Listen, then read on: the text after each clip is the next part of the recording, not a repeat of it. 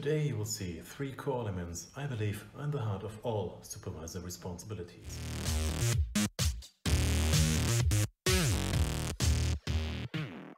Hello and welcome to the proRIS Safety Bits, today with the topic of supervisor responsibilities. My name is Christopher Sparlik and I support you on achieving your HSE vision. Supervisors are in the heart of every organization and expectations are high from their subordinate employees, their managers, and from the state in form of laws and regulations. In most countries, there's a legal requirement that asks supervisors to perform certain tasks or gives them the legal liability for the health and safety at work for their employees. And this includes the provision of training, PPE, managing risks, and more. While we cannot go into all of these things in a 3-minute safety bit, here are three cornerstones I believe are crucial for every supervisor in every country. First, conduct a regular risk assessment together with your employees. The risk assessment is the most fundamental tool in HSE management, and therefore the supervisor should own the creation, implementation and updating of it. Receiving it as an Excel file from the HSE department just for signing it off is for sure not creating the impact you're looking for. And it doesn't really matter which type of template you use, just keep in mind there's only one real expert on the risks and hazards of the task conducted, and that is the employee.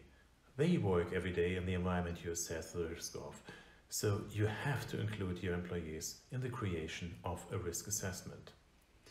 And in simple terms, a risk assessment is describing in a written form what are the tasks, what are the hazards, what is the severity and the probability of the hazard, also known as a risk, and what is the effective countermeasure you take. You will probably encounter mechanical and electrical hazards, hazardous substances, potential health issues and more. If you do the risk assessment the first time, you might ask your HSE contact or another experienced colleague for help. This joint approach of doing a risk assessment with the employees together serves at the same time also as a regular training opportunity on the risks and hazards of the workplace, which often is also legally required to be conducted for all employees annually. Second, take adequate actions.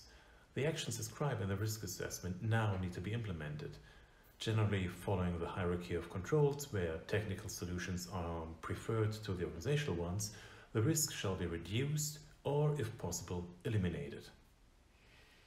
Apart from this, adequate actions include updating the risk assessment regularly and especially when changes happen. And it includes providing feedback, both positive and corrective, on a regular basis. Third, improve. Look now how your system runs and gather feedback and improve on it. If your own knowledge is in certain areas not as deep as needed, for instance on certain legal aspects, get help from your HSE resource or from the outside. Also, conducting joint workshops with external companies and sharing best practices are ways to improve further. And improving goes into different areas. On the one side, the quality of your risk assessment in formal aspects, the coverage of physical areas, the coverage of previously undefined risks, the continuous reduction of risk and hazards at the workplace, and by that, making your work environment more safe every day, so that your employees return home to their families unharmed. So let's summarize. The three cornerstones of supervisor responsibilities from my perspective are: number 1, a joint risk assessment, number 2, taking adequate actions, and number 3, continuous improvement. What are your thoughts or comments on this topic? Leave a comment, subscribe, write me a message, or just give me a call. More on proris.com/HSECT. Thank you for watching. Stay safe.